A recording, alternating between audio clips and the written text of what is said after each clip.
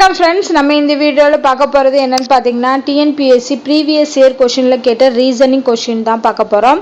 So அதில் வந்து இது பார்ட் 8, இது தான் கடைசி பாட்டு. ஸோ கிட்டத்தட்ட ஒரு 8 பார்ட் வரைக்கும் ரீசனிங் கொஷினில் வெரைட்டியான கொஷின்ஸ் பார்த்துருக்கோம். ஸோ லாஸ்ட் 5 இயர்ஸில் கேட்ட ரீசனிங் கொஷின்ஸ் எல்லாமே நான் உங்களுக்கு ஷேர் பண்ணியிருக்கேன். இந்த வீடியோவோட உங்களுக்கு ரீசனிங் கொஷின் முடிஞ்சிடும். பட் ஆப்டிடியூட் கொஷின்ஸ் வந்து அடுத்தடுத்து வரும். ஓகேவா? ஸோ தொடர்ந்து பாருங்கள். ஸோ இது தனி பிளேலிஸ்ட் வச்சுருக்கோம் இல்லையா, இதுக்கு முன்னாடி போட்ட ரீசனிங் கொஷின்லாம் நீங்கள் செக் பண்ணிக்கலாம். ஸோ இங்கே பார்த்தீங்கன்னா இந்த மாதிரி மிஸ்ஸிங் நம்பர்ஸ் வந்து கேட்பாங்க. ஸோ இதில் இங்கே என்ன லாஜிக் கொடுத்துருக்காங்கன்னு பாருங்கள். ஸோ சுற்றி இருக்க நம்பர்லாம் சின்ன நம்பராக இருக்குது, நடுவில் இருக்கிறது கொஞ்சம் இதை விட பெரிய நம்பராக இருக்குது. அதே மாதிரி தான் இங்கே வந்து ஓரளவுக்கு பெரிய நம்பராக இருக்குது, பட் நடுவில் சின்ன நம்பராக இருக்குது. ஸோ இந்த மாதிரி இருந்துச்சு அப்படின்னாலே ஏதோ ஒரு மைனஸ் பண்ணியிருக்காங்க, அதாவது சப்ராக்ஷன் நடந்திருக்கு, பட் பெரிய நம்பராக இருந்து சின்ன நம்பராக இருந்திருக்கும். ஸோ அப்படி இருக்கிறதுனால ஸ்கொயர் பண்ணி பார்க்கலாம். ஸோ இப்போ இங்கே பாருங்கள், இதில் என்னென்னா இது ரெண்டையும் ஸ்கொயர் பண்ணுங்கள். 5 ஸ்கொயர் + 4 ஸ்கொயர் என்ன 25 + 16 என்ன வருது 41 வருதா. அடுத்து 3 ஸ்கொயர் + 2 ஸ்கொயர் என்ன 9 + 4, இங்கேயும் வந்து என்ன வருது 13 வருது. இப்போ என்ன பண்ணுங்கன்னா 41லேருந்து 13 கழிச்சிருங்க. கழிச்சிட்டோம் அப்படின்னா 11ல் 3 போச்சுன்னா 8, 3ல் 1 போச்சுன்னா 2, 28 வருது. ஸோ சேம் லாஜிக் இங்கே இந்த இதுக்கு 8 4க்கு பார்க்க போகிறோம். ஸோ 8 4க்கு பார்த்தீங்கன்னா 8 ஸ்கொயர் + 4 ஸ்கொயர், அப்புறம் என்ன வருது -8 ஸ்கொயர் ப்ளஸ் இந்த நம்பர் தான் தெரியல, அது எக்ஸ் ஸ்கொயர்னு வச்சுக்கலாம். இது எதுக்கு ஈக்குவலாக இருக்கணும் 12க்கு ஈக்குவலாக இருக்கணும். ஸோ இங்கே பாருங்கள் 64 8 64, இது 16. ஸோ 64 16, இங்கே வந்து -8 8 64, அப்புறம் வந்து +x square is equal minus வரும், ஏன்னா மைனஸ் உள்ளே போயிடும் இல்லையா. ஸோ 12, இங்கே +64 -64 கேன்சல் ஆயிரும். 16 - x square is equal to 2 அப்படின்னா 12 இந்த சைடு கொண்டு வாங்க. 16 - 12 is equal to x square. அப்போ 14ல் 12 போச்சுன்னா 4, அதுதான் x ஸ்கொயரோட வேல்யூ. அப்போ எக்ஸோட வேல்யூ வேணும்னா 2. அப்போ இங்கே ஆன்சர் என்ன வருது 2 வருது. ஓகேவா? ஸோ இந்த மாதிரி நம்மளை கொஞ்சம் ட்விஸ்ட் பண்ணி கூட எக்ஸாமில் கொஷின் வரலாம். அடுத்து பார்த்தீங்கன்னா இந்த மாதிரி கொடுத்துருப்பாங்க, சிலாகிசம்னு சொல்லுவோம் இல்லையா, அந்த மாதிரி. அதாவது எல்லா மெழுகுவர்த்திகளும் விளக்குகள், எல்லாம் இப்போ மெழுகுவர்த்தி இந்த ரவுண்டுனா இது எல்லாமே விளக்குகள்னு சொல்லிட்டாங்க. அப்போ இப்படி போடணும். ஓகேவா? All candles are lamp. அடுத்து எல்லா விளக்குகளும் மின் விளக்குகள், இந்த இருக்க எல்லா விளக்குகளுமே மின் விளக்குகள். அப்போ ஆல் லேம்ப்ஸ் ஆர் பல்ப்ஸ். இப்போ என்ன கண்டிஷன் கொடுத்துருக்காங்க, எல்லா மெழுகுவர்த்திகளும் மின் விளக்குகளா? எஸ், ஏன்னா மெழுகுவர்த்தி உள்ளே இருக்குது, அப்போ அந்த எல்லா மெழுகுவர்த்தியுமே மின் விளக்குகள், ஃபஸ்ட்டு கரெக்டு. அடுத்து எல்லா மின் விளக்குகளும் மெழுகுவர்த்திகளான்னு கேட்டால் கிடையாது, ஏன்னா மின் விளக்குக்குள்ளே தான் மெழுகுவர்த்தி இருக்குது, மெழுகுவர்த்திக்குள்ளே மின் விளக்கு இல்லை. ஸோ அப்போ வந்து சம் மட்டும்தான் வரணும். சில மின் விளக்குகள் மெழுகுவர்த்திகள் ஆகும் அப்படின்னு கொடுத்துருந்தா கரெக்டாக இருக்கும். அப்போ இது தப்பு. இப்போ ஃபஸ்ட்டு ஒன் மட்டும்தான் ஃபாலோ பண்ணோம். அடுத்த கொஷின் பாருங்க, இது வந்து என்னது பாட்மாஸ் ரூல் மாதிரி கொடுத்துருக்காங்க. So first b × j + p கொடுத்துருக்காங்க. இல்லை இன்ட்னா a என்பது b இன் தாய் அப்படின்னு அர்த்தம். ஓகேவா?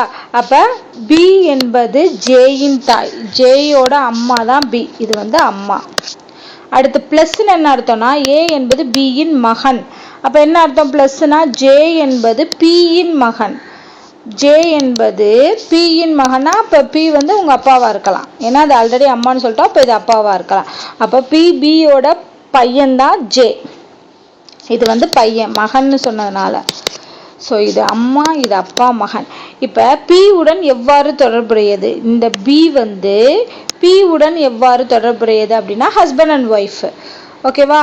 ஸோ அப்படிங்கிறப்போ இதோட ரிலேஷன் தான் கேட்டிருக்காங்க. அப்போ இவங்க வந்து ஒய்ஃப். ஸோ ஆன்சர் இதுக்கு ஒய்ஃப். அடுத்த கொஸ்டின் பாருங்க, which word of the option cannot be formed using the letter of the following word.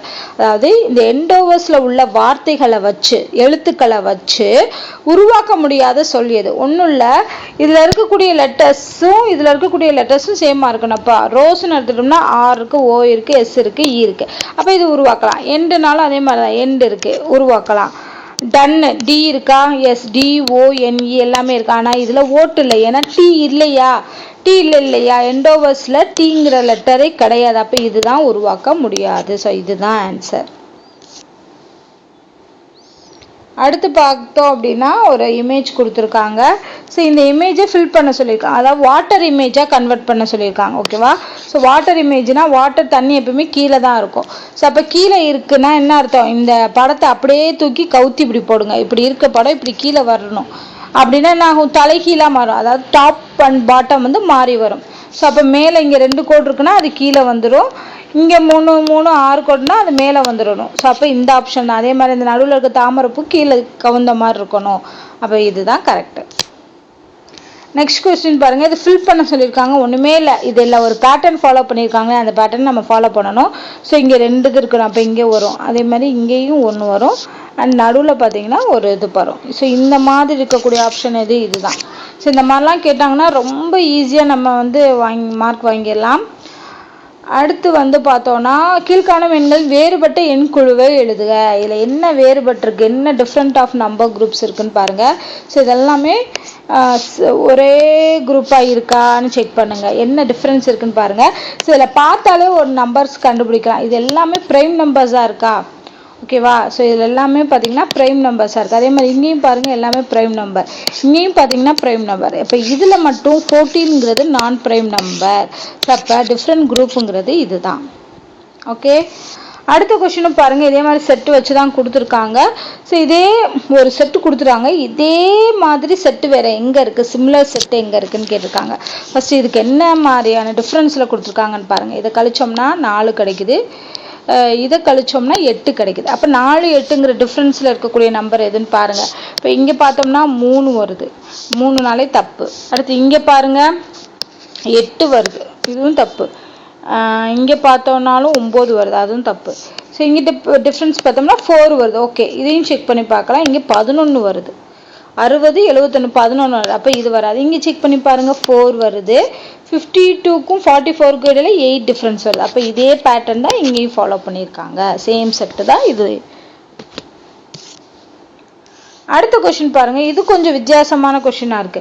குறிப்பிட்ட மொழியின்படி பின்வரும் கேள்விகளுக்கு பதிலளிக்க பின்வரும் தகவலை படிக்கலாம். காலம் 1ல் உள்ள பெரிய எழுத்துக்களில் உள்ள சொற்கள் காலம் 2ல் உள்ள சிறிய எழுத்துக்களில் எழுதப்பட்டுள்ளது. ஓகே, இதுக்கு பதிலாக இது சிறிய எழுத்துக்களை எழுதியிருக்காங்க. இப்போ காலம் 2ல் உள்ள எழுத்துக்கள் கலைந்து இணைக்கப்பட்டது. அப்போ நம்ம மேட்ச் பண்ணணும். இதுக்கு இதுன்னு மேட்ச் பண்ணிட்டு மொழியை டீகோட் செய்து கொடுக்கப்பட்டுள்ள கேள்விக்கான சரியான குறியீட்டை எழுதுக. அதாவது நீட்டுக்கு என்ன குறியீடு வரும்னு கண்டுபிடிக்கணும். ஸோ இதை கண்டுபிடிக்கிறதுக்கு நான் ஒரு ஈஸியான மெத்தட் சொல்கிறேன். என்னன்னா, நம்பர் ஆஃப் லெட்டர்ஸை கவுண்ட் பண்ணுங்கள். 3 4 5 6. அதே 6 லெட்டர்ஸ் எங்கே இருக்குது? இங்கே இருக்குது. அப்போ இதுக்கு இதான் மேட்ச். ஓகேவா? அப்படி சொல்லிடலாமா? அப்போ இதுக்கு இதான் மேட்ச். ஆப்ஷன் வந்து 1. அடுத்து இதில் 5 லெட்டர் இருக்குது, 5 லெட்டர் உள்ளது இது. அப்போ 2. இதில் 4 லெட்டர் இருக்குது, 4 லெட்டர்னால் இது 3. இதுலேயும் 5 லெட்டர். ஓகேவா? 5 லெட்டர் இருக்குது. ஸோ நம்ம 5 லெட்டர் உள்ளதில் அதாவது 2 and 3 மாறி வரலாம். இது 2ஆக இருக்கலாம், இது 4ஆக இருக்கலாம். ஓகேவா? அடுத்து நெட்டுனா 3, இது 5. அடுத்து 2 4 2 4 6 1 7, 2 4 6 1 7, இது வந்து 6 இருக்கலாம். ஸோ இது 2 மட்டும்தான் டிஃபர் ஆகுது, மற்றதெல்லாம் ஓகேவா இருக்குது. இப்போ இதில் என்னென்னா, இப்போ க்ரௌடி அப்படிங்கிறதுக்கு என்ன மேட்ச் பண்ணியிருக்காங்கன்னு பார்ப்போம். க்ரௌடி அப்படிங்கிறதுக்கு எப்படி மேட்ச் பண்ணியிருக்காங்கன்னு பாருங்கள். JKGOTVன்னு மேட்ச் பண்ணியிருக்காங்க. அடுத்து சவுண்டு, SOUND, சவுண்டு எப்படி மேட்ச் பண்ணியிருக்காங்க. செகண்ட் அண்ட் 4 மட்டும் விட்டுடலாம். ஏன்னா நம்ம வந்து அது வந்து எதுக்குரியதுன்னு நமக்கு தெரியாது. ஏன்னா ரெண்டுமே சேம் லெட்டராக இருக்கிறதுனால செகண்ட் அண்ட் 4 விட்டுருங்க. க்ரஷ், CRUXக்கு பதிலாக CJMVன்னு போட்டிருக்காங்க. CRXக்கு பதிலாக. ஓகேவா? வேற என்ன மேட்ச் பண்ணியிருக்காங்க. நெட்டுக்கு பதிலாக NET, நெட்டுக்கு பதிலாக ABIன்னு போட்டிருக்காங்க. இது வந்து Nக்கு A தான், Eக்கு B தான், Tக்கு I தான்னு நம்ம சொல்ல முடியாது. எப்படி அது போட்டிருக்காங்கன்னு தெரியலை. ஓகேவா? அடுத்து அட்ரஸ்க்கு பதிலாக BLOOPPV. ஓகேவா? இங்கே பார்த்தீங்கன்னா 2D இருக்குது. 2Dக்கு பதிலாக 2 ஓவாக இருக்கலாம், இல்லைன்னா 2 பியாக இருக்கலாம், பியாக இருக்கலாம். ஸோ அது எதுன்னு தெரியல, நம்ம தான் ஃபாலோ பண்ணணும். இப்போ பாருங்கள், இப்போ இப்போ சி இதுலேயும் சி இருக்குது, இதுலேயும் சி இருக்குது. ஓகேவா? அதே மாதிரி ஆர் இருக்குது, ஆர் இருக்குது. அப்போ இது ரெண்டுலையும் எந்த லெட்டர்ஸ்லாம் மேட்ச் ஆகுதுன்னு பாருங்கள். ஜே இருக்குது, ஜே. அதே மாதிரி வி இருக்குது, வி. அப்போ சி அண்ட் ஆருக்கு என்ன வரும்? ஜே அண்ட் வி வரும். அப்படி மேட்ச் பண்ணணும் நம்ம. அதே மாதிரி இங்கே ஆர் இருக்குது, இங்கேயும் ஆர் இருக்கு இல்லையா? ஆருக்கு ஜே ஆர் வி வரணும். வி தான் வரும். ஓகேவா? அப்போ ஆருக்கு வி, சிக்கு ஜே. அப்போ சிக்கு ஜே, ஆருக்கு வி. அந்த மாதிரி நம்ம மேட்ச் பண்ணணும். ஓகேவா? இப்போ நீட்டில் உள்ள லெட்டர்ஸ்லாம் பார்த்தீங்கன்னா ஏபிஐன்னு இருக்கு. அப்போ நீட்டில் உள்ள நெட்டில் வந்து ஏபிஐ இருக்குன்னா அந்த ஏபிஐ உள்ள லெட்டர்ஸ் தான் ரிப்பீட்டடாக வரப்போகுது. அப்போ ஈக்கு என்ன? ஏன்னா ஈ வந்து 2 டைம்ஸ் வந்திருக்கு இல்லையா? அப்போ ஈக்கு என்னங்கிறத நம்ம கண்டுபிடிக்க ட்ரை பண்ணுவோம். ஈக்கு என்னங்கிறத கண்டுபிடிக்கிறதுக்கு இந்த அட்ரஸ்லையும் நீட்லையும் ஒரே ஒரு ஈ தான் இருக்குது. அப்போ இதை வச்சு மேட்ச் பண்ணலாமா? அட்ரஸில் பி இருக்குது, இதுலேயும் பி இருக்குது. அப்போ ஈக்கு என்ன வரும்? பி தான் வரும். அப்போ 2 பி வரக்கூடிய ஆப்ஷன். 2 பி வரணும், ஒரு ஏ வரணும், ஒரு ஐ வரணும். ஓகேவா? ஆனால் அதுலேயும் நமக்கு ஒரு ஆப்ஷன் ட்விஸ்ட் கொடுத்துருக்காங்க. 2 பி வருது, ஏவும் வருது, ஐயும் வருது. அப்போ நம்ம என்ன பண்ணணும்? ஐக்கும் ஏக்கும் என்ன வருது அப்படிங்கிறத பார்க்கணும். அதாவது எண்ணுக்கோ டீக்கோ வந்து எது மேட்ச் ஆகும் அப்படின்னு பார்க்குறோம். ஓகேவா? ஸோ என் அண்ட் டி எங்கே இருக்குது? எண்ணு இதில் தான் இருக்குது. டீயும் இதில் தான் இருக்குது. வேறு எதுலையாவது டீ வருதா? ஓகேவா? டீ வந்து வர்ற மாதிரி தெரியல. ஓகே, இதில் பார்க்கலாம். சவுண்டில் என்ன இருக்குது? அப்போ சவுண்டில் இருக்க எண்ணும் நெட்டில் இருக்கிறதும் சேமாக வருதான்னு பார்க்கணும். அதில் வந்து நம்ம என்ன பண்ண போகிறோம்? இப்போ டீக்கும் எண்ணுக்கும் என்ன வரும்னு பார்க்க போகிறோம். ஸோ அது வந்துச்சுன்னா ஆன்சர் நம்ம ஃபைண்ட் அவுட் பண்ணிடலாம். ஏன்னா ஈக்கு ஆல்ரெடி வந்து பி தான் வருங்கிறத கண்டுபிடிச்சிட்டோம். இப்போ டீயோ எண்ணோ எங்கே இருக்குன்னு பாருங்கள். எண் இருக்கு இல்லையா? எண் வந்து சவுண்டுங்கிற வேர்டில் இருக்குது. இப்போ சவுண்டுக்கு வந்து 2 வரலாம். ஏன்னா இது 2ல் எது வரும் நமக்கு தெரியாது. ஸோ இந்த 2லையுமே ஈக்குவலாக என்ன லெட்டர் இருக்குன்னு பாருங்கள். ஐங்கிற லெட்டர் தான் ஈக்குவலாக இருக்குது. ஸோ அப்போ ஐ தான் வந்து என்ன வரும்? எண்ணுக்கு வந்து ஐ. அப்போ மிச்சம் இருக்க டீக்கு வரக்கூடியது ஏ. இந்த டீ வந்து இதில் மட்டும்தான் இருக்குது, வேறு எதுலேயுமே டீங்கிற வேர்டு வந்து வரலை. அதே மாதிரி தான் ஏயும் பாருங்கள், வேறு எதுலேயுமே வரலை. அப்போ டீக்கு வந்து ஏ. ஸோ நீட்டுக்கு எழுதணும் அப்படின்னா ஃபஸ்ட்டு வந்து எண்ணுக்கு வந்து என்ன கண்டுபிடிச்சிருக்கோம்? ஐ, பிபி, ஏ அப்படிங்கிறத ஆன்சர் வரும்.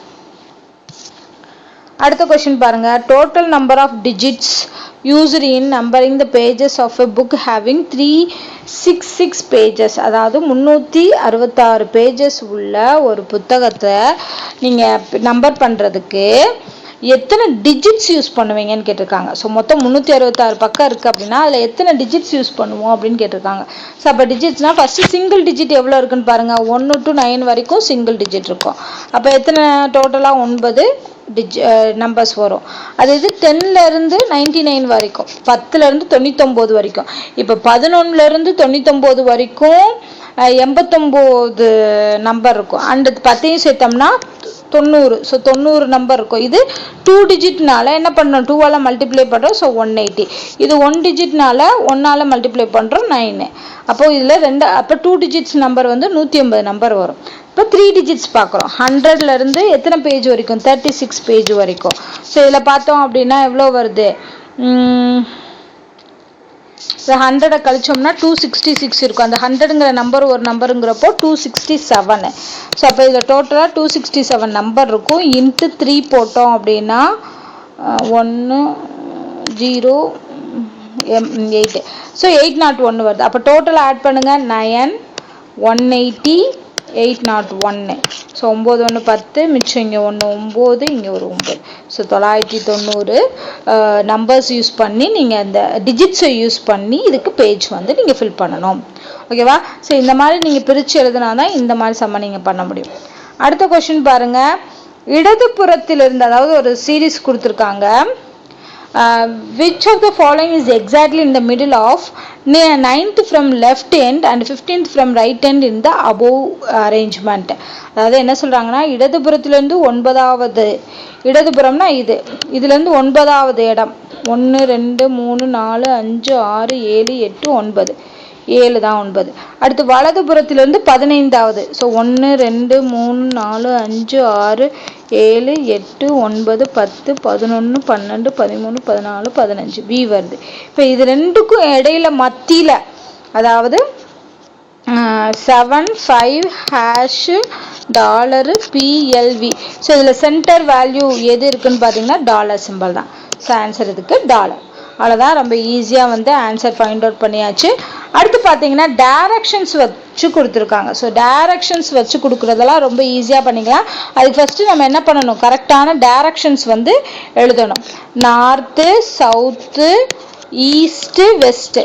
ஓகேவா, இதே தமிழ் எழுதோம்னா வடக்கு, தெற்கு, கிழக்கு, மேற்கு. ஸோ இப்போ தமிழ் கொஸ்டின் பாருங்கள். ஒரு நாயானது தெற்கு திசை நோக்கி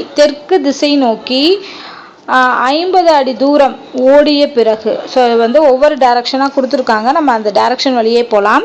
ஃபஸ்ட்டு வந்து தெற்குனா கீழே எவ்வளோ வருது, 50 அடிக்கு வருது. வந்ததுக்கப்புறமா இடதுபுறம் திரும்புது. இடதுபுறம்னா அது நம்மளோட வலதுபுறம் தான் இடதுபுறமாக வரும், ஏன்னா இது கீழ் நோக்கி இருக்கிறதுனால. ஸோ இடதுபுறம் திரும்பி 20 அடி போகுது. இப்போ மீண்டும் இடதுபுறம் திரும்புது. மீண்டும் இடதுபுறம்னா மேலே, இங்கே 7 அடி போகுது. ஸோ டோட்டல் வந்து 50 அடி இருக்குது. அதுக்கு ஏற்ற மாதிரி நம்ம 7 அடி போட்டுக்கிறோம். ஓடிய பிறகு இடதுபுறம் திரும்புது. அப்போ இடதுபுறம்னா அகைன் அங்கே ஒரு 6 அடிக்கு போயிட்டு மீண்டும் வலதுபுறம்னா இந்த மாதிரி மேலே திரும்பி 15 அடிக்கு போகுது. பிறகு இறுதியாக வலதுபுறம்னா இங்கிட்டு 5 அடி தூரம் ஓடுகிறது. இப்போ ஃபைனலாக இந்த டைரக்ஷனில் திரும்பி இருக்கு. இப்போ தற்போது அந்த நாய் எந்த திசையை நோக்கி இருக்கு, இந்த திசை நோக்கி இருக்கு. இந்த திசை என்பது கிழக்கு திசை, ஈஸ்ட். ஸோ ஆன்சர் இதுக்கு ஈஸ்ட். அப்போ அவங்க கொடுத்த ஆர்டர்லேயே நம்ம ஃபில் பண்ணிட்டோம் அப்படின்னா நமக்கு ஈஸியாக ஃபைண்ட் அவுட் பண்ணிக்கலாம். அடுத்த கொஸ்டின் பாருங்க. ஏ ஆனது பிக்கு வடகிழக்கு திசை. இது வந்து வடகிழக்கு அது கொடுத்துருக்காங்க. ஸோ அப்போ நம்ம என்ன பண்ணணும்னா வடக்கு, தெற்கு, கிழக்கு, மேற்கு. வடகிழக்குனா இந்த டைரக்ஷன், தென்கிழக்குனா இது, தென்மேற்கு, வடமேற்கு இது. ஓகேவா, இப்போ வடகிழக்கு திசையில் ஏ ஆனது பிக்கு வடகிழக்கு திசையில். அப்போ பி இங்கே இருக்குன்னா வடகிழக்கு திசைனா இப்படி கிராஸாக வந்து ஏ இருக்கு 50 மீட்டர் டிஸ்டன்ஸில். பி ஆனது சிக்கு வடமேற்கு திசையில் இருக்கு. இப்போ சிக்கு வடமேற்குனா எது, இந்த டைரக்ஷன். அப்போது சி இங்கே இருந்துச்சுன்னா இது சியோட வடமேற்குங்கிறது பி இருக்கும். அப்போ இது கரெக்டாக இருக்குது 50 மீட்டர், ரெண்டுமே ஒரே டிஸ்டன்ஸில் தான். ஓகேவா, அப்போனா ஏக்கு எந்த திசையில், இங்கே என்ன கொடுத்துருக்காங்க, ஏக்கு எந்த திசையில் சி இருக்குது. ஸோ ஏவோட கீழே தெற்கு திசையில் சவுத்து சைடு வந்து சி இருக்குது. ஸோ ஆன்சர் இதுக்கு தெற்கு. அடுத்து பார்த்தீங்கன்னா ஃபைனல் கொஷின் பார்ப்போம். ஸோ இப்போ இங்கே வந்து என்ன சொல்கிறாங்கன்னா இதில் வந்து ஒரே ஒரு சென்டென்ஸை வந்து விட்டுட்டாங்க. அதாவது இங்கே என்னென்னா S is not the second last. So இது நான் வந்து நெட்டில் சர்ச் பண்ணி பார்க்கும்போது இந்த லைனவே கொஷினில் விட்டுட்டு தான் கொஷின் கொடுத்துருக்காங்க. ஸோ இது வந்து தப்பாக தான் வரும். அந்த கண்டிஷன் இல்லாமல் போட முடியாது. ஓகேவா, ஸோ இப்போ பாருங்கள் 7 எக்ஸிக்யூட்டிவ்ஸ் இருக்காங்க, 7 பேர் இருக்காங்க. இதில் U reaches immediately before B. அதாவது பிக்கு முன்னாடி யூ வந்துடுது. அப்போ என்ன அர்த்தம், யூவை விட கம்மியான நேரத்தில் பியை விட கம்மியான நேரத்தில் யூ வந்துடுது. ஓகேவா, ஆஃபீஸ்க்கு. But does not immediately follow S. அதாவது எஸ்ஸை வந்து இமீடியட்டாக ஃபாலோ பண்ணலை. அப்போ என்ன அர்த்தம், பக்கத்தில் இங்கே யாரோ ஒருத்தர் இருக்காங்கன்னு அர்த்தம். ஸோ அப்போ என்ன ஆகுது அர்த்தம்னா யூக்கு முன்னாடியே ஒருத்தருக்கு முன்னாடியே அந்த மாதிரி எஸ் வந்துருச்சுன்னு அர்த்தம். அடுத்து R is the last one to reach. R வந்து கடைசி, நடுவில் யார் வேணால் வரலாம். T follows immediately after B. So immediately after பின்னா என்ன அர்த்தம், இப்படி வரும். பிக்கு அப்புறம் டி வருது. Is subsequently followed by W. அப்போ டிக்கு அடுத்து யார் வர்றா, டபிள்யூ வர்றா. ஓகேவா, ஸோ அப்போ கடைசியில் யார் வந்திருக்கா, ஆர் வந்திருக்கா. இன்னும் எத்தனை பேர் இருக்காங்க, 2 4 6 பேர் போட்டிருக்கோம். மிச்சம் ஒரே ஒரு ஆள் யார், கியூ. அந்த கியூவை தூக்கி நடுவில் போட்டுரும், ஏன்னா அங்கே ஒரு ஸ்பேஸ் இருக்குது. ஸோ அப்போ இதுதான் அந்த ஆர்டர். எஸ் முன்னாடி வந்திருப்பாரு, அதுக்கப்புறம் கியூ, அதுக்கப்புறம் யூ வந்திருப்பாரு, அதுக்கப்புறம் பி, அதுக்கப்புறம் டி, அதுக்கப்புறம் டபிள்யூ, அதுக்கப்புறம் தான் ஆர். ஸோ இந்த ஆர்டரில் தான் அவங்க ஆஃபீஸ்க்கு வந்திருப்பாங்க. And S is not second last. அதனால தான் நான் என்ன பண்ணுறேன், செகண்ட் லாஸ்ட்டு. ஸோ இந்த பிளேஸில் வந்து எஸ் வராதுங்கிறதுக்கு இந்த கண்டிஷன் வந்து கண்டிப்பாக தேவை. S is not the second லாஸ்ட்னா என்ன அர்த்தம்? இந்த இடத்துல கண்டிப்பாக என்ன வந்திருக்க முடியாது, எஸ். அதாவது இங்கே இந்த இடத்துல எஸ் வராது அப்படிங்கிறதுக்கு இந்த ஒரு கண்டிஷன் வந்து வந்திருக்கணும். அடுத்து who's rank 4th in the sequence of reaching office. Rank 4th யார் இருக்கா? பி. 1, 2, 3, 4th. ஸோ ஆன்சர் இதுக்கு பி. ஸோ இதோட பார்த்தீங்க அப்படின்னா வந்து நான் சொன்ன மாதிரி ரீசனிங் கொஷின்ஸ் வந்து கம்ப்ளீட் ஆயிடுச்சு ப்ரீவியஸ் இயர் கொஷின்லேருந்து. ஸோ இதுக்கப்புறம் அவ்வளோதான், ரீசனிங் இருக்கக்கூடிய எல்லா டைப்பும் போட்டாச்சு. அதே மாதிரி ஆப்டிடியூட் தான் இனிமேல் நம்ம கண்டினியூ பண்ண போகிறோம். ஸோ இதை வந்து அப்படியே வந்து ஃபாலோ பண்ணிக்கோங்க. இதுக்கு முன்னாடி போட்ட வீடியோஸ்லாம் நீங்கள் பார்த்தாலே ரீசனிங் ஓரளவுக்கு நீங்கள் அட்டன் பண்ணிடலாம். ஸோ இந்த வீடியோவெல்லாம் உங்களுக்கு பிடிச்சிருந்தா லைக் பண்ணுங்கள், ஷேர் பண்ணுங்கள், மறக்காமல் நம்ம சேனலை சப்ஸ்கிரைப் பண்ணுங்கள். நன்றி.